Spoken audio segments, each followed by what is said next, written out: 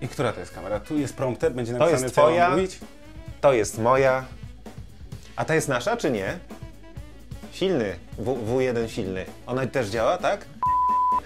Marcin Wojdak, nowy członek zespołu Classic Auto, również podróżnik, autor książki, autor profilu na Instagramie Kosmoderna. Dzień dobry. Dzień dobry. Dzień dobry. Witam serdecznie Państwa, telewizów i My czytelników. też Cię witamy, niekoniecznie serdecznie, Tak. bo dopiero okaże się, jaka to będzie nasza współpraca. Ja jestem miły od początku.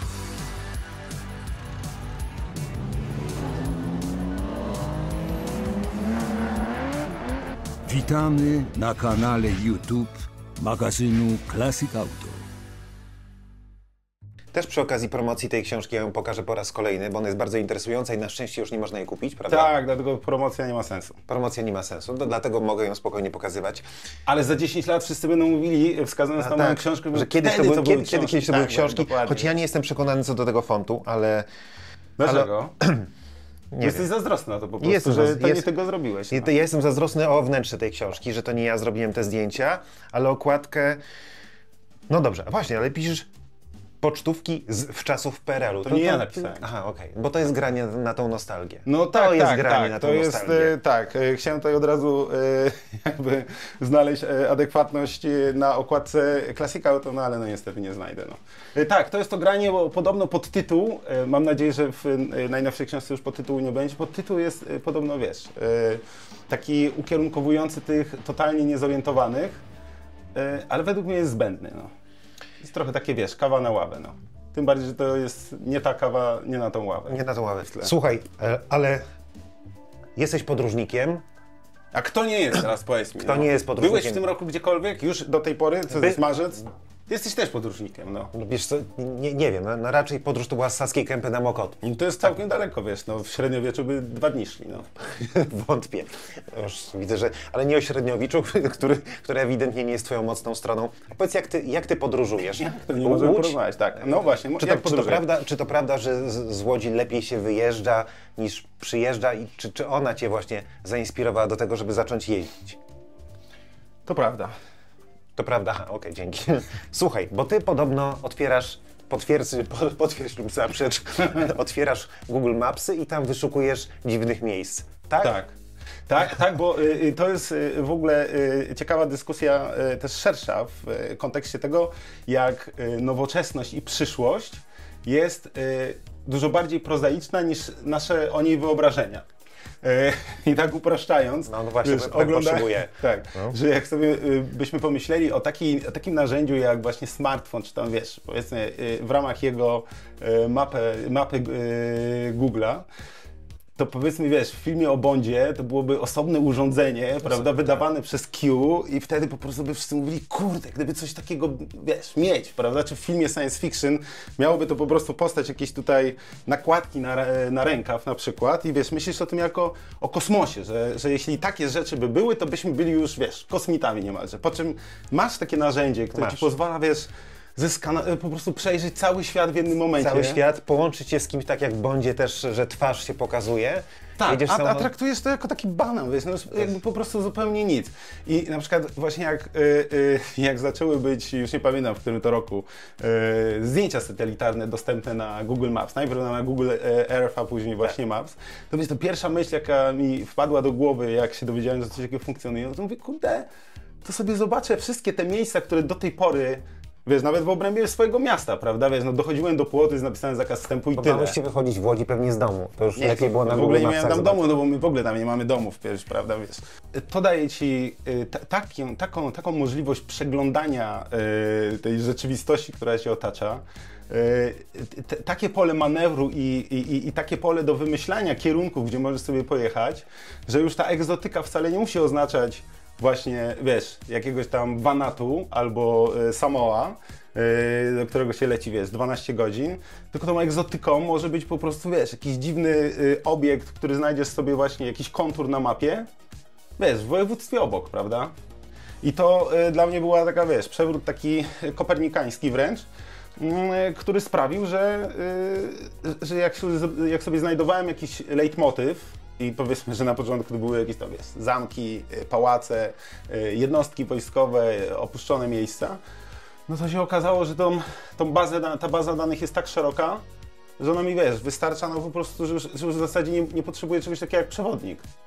Ani jakaś mapa, która by miała to wyszczególnione, bo to, co mnie dzieli między właśnie, znaczy to, co mnie dzieli od takiego wydawnictwa w postaci mapy, to jest tylko czas, który muszę poświęcić na znalezienie tych rzeczy tak naprawdę na własną rękę. A w ogóle znajdywanie rzeczy nowych, jakichś ciekawych miejsc, już jest frajdą samą w sobie po prostu.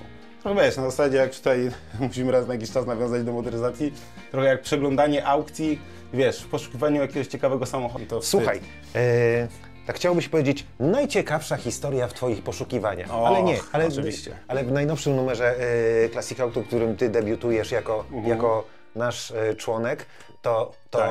jest historia drewnianego toru kartingowego. Tak. Jak go znalazłeś? To nie wystarczy, wiesz, ten śmiech. Nie, ja wiem. Chciałbym o tym opowiedzieć, ale wszystko jest opisane w numerze, więc musicie go kupić i dopiero wtedy o wszystkim się dowiecie. Nie, zostawmy tutaj, spowinmy nad tą historią mgiełkę tajemnicy, nie ma co, wiesz, To ja o tym opowiadać. To ja właśnie będę no, ale losował jeździłeś kiedyś na go-kartach? No oczywiście, że jeździłem, to jest, No i co, i to jest przypomnę, fajne? to jest pismo motoryzacyjne. Jeździłem, No dobrze, jeździłem ja ci żadnego pytania nie mogę zadać, nie po torze drewnianym. Ja też nie. Dobrze, jak znalazłeś pawilon, ten pawilon? Słuchaj, ten pawilon znalazłem, bo to jest pawilon, Mieszkalny! on jest pawilonem, no, umownie nazwijmy go mieszkalnym, natomiast to jest Dźwiżyno, czyli miejscowość nadmorska w województwie zachodniopomorskim, która obfituje w ciekawe miejsca, bo tam jest nie tylko jeszcze parę ośrodków, które faktycznie wyglądają w stylu mocno retro i mocno PRL-owskim, no bo ja właśnie głównie do niedawna fotografowałem ośrodki wczasowe powstałe w czasach PRL. Ale w samym Dźwiżynie dookoła tam też jest dużo właśnie pozostałości po Ludowym Wojsku Polskim, jeszcze wiesz, jakieś pozostałości po bitwie tam drugowojennej o wyzwolenie Kołobrzegu, bo to jest Dźwiżyno całkiem niedaleko Kołobrzegu. No tak czy inaczej ten pawilon znalazłem spacerując po miejscowości, bo spacer albo jazdą na rowerze to też jest doskonałe uzupełnienie dla szukania rzeczy na Google Maps. Jednak wiesz, jak fotografuję, no bo przede wszystkim jestem fotografem, to jednak, no to wiesz, najwięcej chłonisz jednak z takiego poruszania się właśnie, wiesz, pieszo i na rowerze. Co, ja już się zmęczyłem, tak nie wiem jak ty. Bardzo, ja też oczywiście, tak. Bardzo ładna promocja spacerowania i turystyki pieszej i rowerowej. Natomiast tak, spodziewałem się jakiejś bardziej ekscytującej odpowiedzi. Kurde, szkoda, że my się 3 lata temu nie spotkaliśmy, bo wtedy jeszcze ta książka była, wiesz, po prostu gorąca, a teraz to tak jakbyśmy rozmawiali trochę, wiesz, promocja filmu, Właśnie wiesz, ja nie Killer robię 2. promocji. Chciałem cię zapytać, czy ta książka, wiadomo, że jest dla ciebie ważna, ale czy wciąż cię to ekscytuje, czy w ogóle patrzysz do przodu jako już w następną i to jest jak projekt samochodowy, który się skończył i gdzieś już jest? Tak, raczej słuchajcie Państwo, Drodzy słuchacze, Państwo, tak, Państwo. I w ogóle jeszcze Szanuj naszych widzów. Tak, nie z ich 5. widzów. Ja wiem. No i dobrze, po co więcej? Przede wszystkim to są internauci, pamiętajcie. Internauci. Tak, ale wracając tak, za 3 miesiące będzie premierę miała moja nowa książka, ale za wcześnie się spotkaliśmy, żeby o niej w pełni opowiadać, natomiast myślę sobie tak, Czy że będzie lepszy font taniej na okładce? Myślę, że będzie lepszy. Okej, tak, bo Będzie to też lepszy, co nie znaczy, że ten jest zły. Tam będzie rozszerzeniem tematu, czyli będzie to książka o budynkach, które wciąż zachowały właśnie swój oryginalny stan. Zachowania są takie mocno analogowe, prawda? Sugerujące właśnie, wiesz, takie wehikuły czasu, że wchodząc do nich, oglądając je, można się poczuć faktycznie jak w ubiegłej epoce, ale to poczuwanie się jak w ubiegłej epoce nie służy temu, żeby tam właśnie wejść, się napawać i sobie mówić o tym, co obśmiewamy od samego początku, czyli że kiedyś było lepiej, bo nie było w wielu aspektach. Tylko żeby jeszcze docenić ten moment, kiedy da się jeszcze znaleźć właśnie pozostałości po jeszcze nienowoczesnej Polsce. Bo chyba o tym nie rozmawialiśmy nigdy, natomiast w ostatnich powiedzmy 3-4 latach dokonał się taki bardzo silny przeskok, to ja to obserwuję jako osoba fotografująca właśnie takie stare miejsca, prawda, wiesz, mocno właśnie analogowe, tak to powiedzmy. że jakby to nasze dojście do nowoczesności, do tego klimatu zachodnioeuropejskiego tak bardzo przyspieszyło, że w odróżnieniu od sytuacji sprzed kilku lat, kiedy właśnie, nie wiem, ja jeżdżąc po tych post-PRL-owskich budynkach, to w zasadzie mogłem sobie wybrać, jechać tam na azymut i wiedziałem, że prędzej czy później jadąc 50 km w jedną stronę, to na pewno znajdę kilka jakichś starych ośrodków, domów kultury, tam właśnie jakichś sklepów, GS-ów i tak dalej, że to jest po prostu pewne. Tak teraz, żeby znaleźć tak dobrze zachowane w oryginale miejsca, to czasem bywa tak, że ja jadę, nie wiem, 250 km, żeby zobaczyć jedną starą budę, tak jakby mówiąc o tym obrazowo. Pewnie to jest podobnie jak z jakimiś samochodami z lat 90., prawda? Kiedyś wydawało się, czy tam już... Że na każdym rogu teraz... Że jest mnóstwo, nie? Tak. A teraz to wiesz, znajdź teraz jakąś Toyota Camry z lat 90. No. A powiedz mi taką rzecz, w ogóle co to jest? To jest przewodnik, czy to jest archiwum historyczno-sztuczne, analiza? Nie, to jest... Historyka sztuki, jakby, co ty robisz? Wydaje mi się, że też takie opisywanie gatunków i odpowiadanie takiego pytania, co ty robisz, nie ma tutaj do końca zastosowania, ponieważ to jest dla mnie jakaś taka po prostu osobista forma wypowiedzi. No. Czyli jakiś, nazwijmy to felieton, krótka forma literacka, połączona ze zdjęciem, albo inspirowana tym zdjęciem, albo nie. Czyli wiesz, postmodernistyczny twór literacki, tak to nazwijmy, który zresztą bardzo pasuje do współczesności, no bo współczesność jest taka, wiesz, total dynamiczna, w bardzo niesprecyzowanych formach, przepełniona nadpobudliwością. ADHD, jesteś tutaj jeszcze z nami? Co? Jak chcecie, ja ci pożyczę tą książkę. Chociaż nie pożyczę. Ale teraz to jest w ogóle przykład, to jest przepiękna książka, jakby mówię to z bólem serca i z zazdrością, że ona nie jest moja, nie tylko ten egzemplarz, który i tak sobie wezmę od ciebie. Nie, bo ja mam tylko ten jeden. Naprawdę? Tak, no naprawdę. No, okay. wiesz, to... No dobra, w każdym razie również zdjęcia są absolutnie wspaniałe. A powiedz mi taką rzecz, jakby, rozumiem, że nie masz ulubionego miejsca, ale co cię kręci aktualnie w motoryzacji? Wiesz, bo to jest znowu magazyn motoryzacyjny. No co cię interesuje?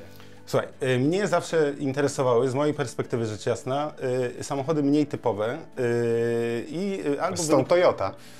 Stąd Toyota i dlatego też mam BMW, którego wyprodukowali raptem, nie wiem, z 900 000 egzemplarzy, wiesz, 70 lat i tych samochodów nie będzie. No. Ostatnie prawdziwe BMW.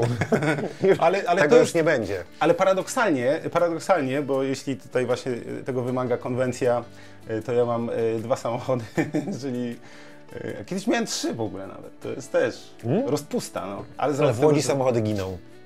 Nie, do Łodzi samochody przyjeżdżają, które giną w Warszawie. Tak? Ja pojechałem kiedyś do Łodzi na zdjęcia i otrzymałem telefon z propozycją odkupu swojego samochodu. Tak? Tak. I jaki samochód ci ukradli? S-klasę. Niesamowite. I odkupiłeś? 126. Tak. Ale tego samego dnia? Tak, tego to samego takie dnia. awizo jakbyś Nie, bo dostał. oni zadzwonili i powiedzieli, my w sprawie sprzedaży Mercedesa. Ja mówię, Mercedes nie jest do sprzedania, a oni mówią, jest. Dlaczego wybrałeś MR2 trzeciej generacji? To już jakby skrócę tę męczarnię. Tak, bo to jeszcze powiem a propos, jakby skąd u mnie taki, że zawsze jak pojawia się jakiś taki temat zawężony, to staram się go ekstrapolować po prostu. Widzę, tak. Ale wracając do Toyoty.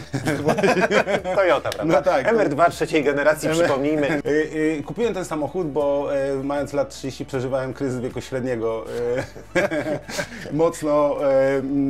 Mocno wyprzedzający jakby właściwą zanim metrykę. To było cool, tak. Tak, chciałem po prostu tak wyprzedzić trend.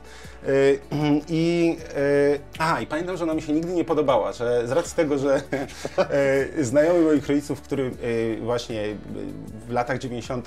przywoził samochody z Niemiec i miał bardzo często takie raz, że w świetnym stanie, stuningowane i bardzo egzotyczne samochody, prawda? No jednak w latach 90. ten u nas rynek był na tyle ubogi, że taka MR2 drugiej generacji, prawda, no wyglądała faktycznie jak statek kosmiczny, prawda? Tym bardziej, że jeszcze miała faktycznie taką efektowną bryłę, trochę a la Ferrari tam 348. Trochę jak NSX. Trochę jak NSX, tak. No naprawdę, ja jeszcze w czerwonym kolorze z czarnymi dodatkami, no przepiękna. Więc jak w 99 czy tam na początku lat 2000 pojawiła się MR2 trzeciej generacji, to był dla mnie po prostu jak kosmos. Z tymi oczami zachodzącymi. Okropny. Po prostu paskudny był. Wydawał mi się po prostu paskudny i faktycznie na zdjęciach prasowych i na jakichś materiałach też wideo wyglądała bardzo nieefektownie. Ale kiedyś, już wiele lat później, ją gdzieś na ulicy przypadkowo zobaczyłem, bo one nigdy nie były w dystrybucji polskiej oficjalnie, trzeba było je zamawiać. Chyba były, bo mój przyjaciel jechał takim samochodem właśnie testowym z Toyoty Motor Poland do ślubu. Świetny pomysł na samochód do ślubu, swoją drogą. Do chrztu. Ale małżeństwo się udało. No wiesz, to może inaczej. Ona na pewno gdzieś tam w jakimś pojedynczym egzemplarzu była, ale to nie jest tak, że w tych salonach w całej Polsce one sobie stały po prostu, tylko trzeba było je zamawiać. No i jak ją zobaczyłem, to już tak mnie, wiesz, trochę zaintrygowała właśnie przez to, że to jest taki nieoczywisty wybór, że jak wszyscy mówią, że to jest, wiesz, paskudne i nie chcieliby czegoś takiego, to ja myślę sobie, jeszcze unikatowy jest to w dodatku samochód i trudno spotykany, to dla mnie, wiesz, to zadziałało. I stwierdziłem, że chciałbym się taką przejechać chociaż, tym bardziej, że już gdzieś tam później mi się obijały o uszy pozytywne recenzje jej i właściwości jezdnych. I jak się przejechałem taką, gdzieś tam w Łodzi z ogłoszenia znalazłem, która była w słabym stanie, no właśnie mocno zaniedbana, ale jakby frajda jazdy tym samochodem była tak ogromna, że po prostu wsiadasz i od razu wiesz, jak tym samochodem jechać. Jest jakby kontakt z drogą i z przełożeniem tutaj kierowniczym, jakby z całą tą mechaniką jest tak silny, że można powiedzieć, że ona jest taką usprawnioną i dużą wersją takich kiedyś moskwiczy na pedały radzieckich, które wiesz, tam w latach 70. i 80. Miałem były, takie, to był mój pierwszy samochód, to był mój pierwszy samochód. Też kabriolet, zobacz, prawda? Na Ursynowie, tak. No teraz zresztą mają jakieś chore ceny, jak właśnie tak, wiesz, wszystko z odpowiednim wiekiem. No więc pomyślałem sobie, że to jest taki, że jak chcę sobie kupić drugi samochód, który ma być dla przyjemności, to przede wszystkim ważne jest to, żeby on był krańcowo inny od tego normalnego samochodu. Dlatego, z racji tego, że bardzo lubię nietypowe, egzotyczne samochody, które wiesz, po latach sprowadzają ludzie z Japonii, to kupiłem sobie BMW E90, tak, 91. E91, kombi w dieslu. M-pakiet z winu. Tak, srebrne? mega moc. Z ekologią, nie srebrne, niebieskie, ale o tym możemy zrobić cały osobny odcinek. Nie. Naszym gościem był dzisiaj Marcin Wojdak. Marcin Wojdak, znany w internecie, na Instagramie jako Kosmoderna, podróżnik, fotograf, autor, Pasjonat. no i pasjonat, ale teraz przede wszystkim Łodzianin. Łodzianin, przede wszystkim nowy członek zespołu Classic Auto i w najnowszym numerze 221 jest jego pierwszy debiutancki materiał. Czy ja dostanę w związku z tym jakiegoś Daj mi klasyka? dokończyć, a nic nie dostaniesz, klasyka.